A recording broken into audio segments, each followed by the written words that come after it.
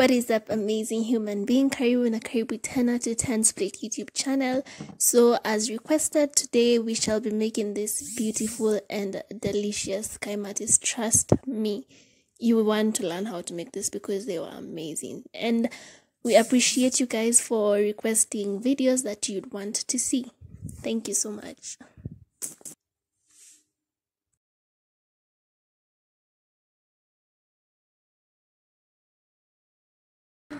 So what we're going to need for today's recipe is some cinnamon, some vanilla essence, 1 lemon because we're going to be using lemon zest, some butter. Of course, you'll need your yeast. My yeast is in here in an airtight container. You're going to need some salt, some milk, sugar, and your all-purpose flour. So to start, we're going to add 1 cup of milk to a mixing bowl.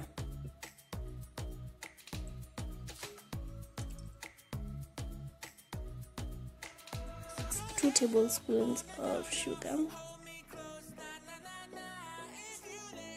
1 tablespoon of butter.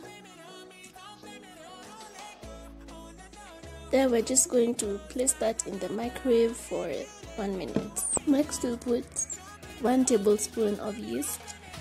So the reason we put the milk mixture into the microwave was so that the butter dissolves and the milk becomes warm, which is a good medium for the sugar to dissolve and to hydrate the yeast. So once you've added the yeast, just stir it real well for about 1 minute. Add in 1 teaspoon of vanilla essence for flavoring and just give that a good stir.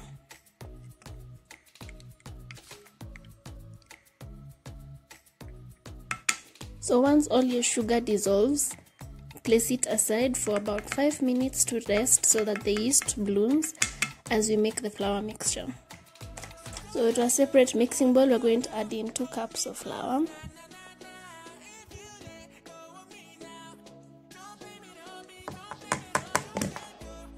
a teaspoon of salt, a teaspoon of cinnamon. Here is my lemon zest, which I'm just going to add in for that color and a bit of the lemonish taste. So once all that has been added, we're just going to give it a mix before we add in our yeast and the milk mixture. So make sure everything is well incorporated.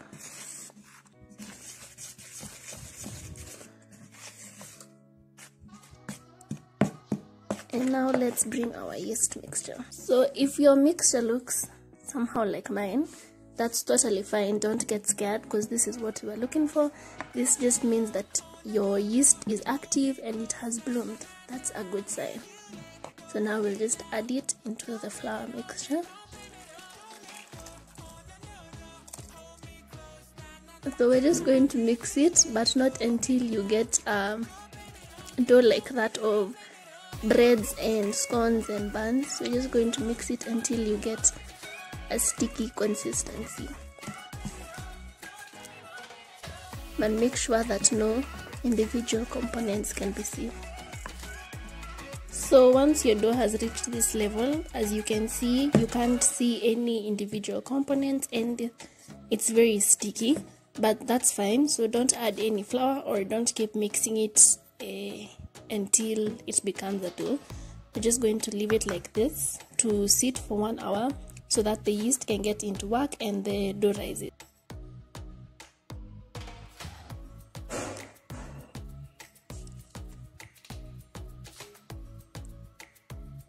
To make the kaimati balls, you'll first need to grease your hand with either oil or water so that the mix does not get stuck into your fingers.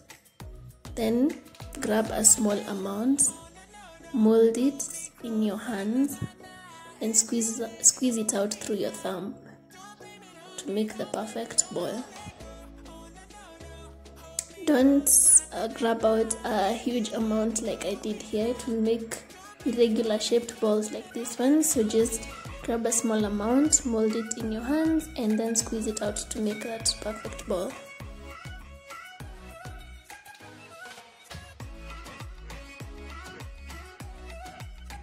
So now that you know how to make the balls, we are going to go straight into cooking the rest.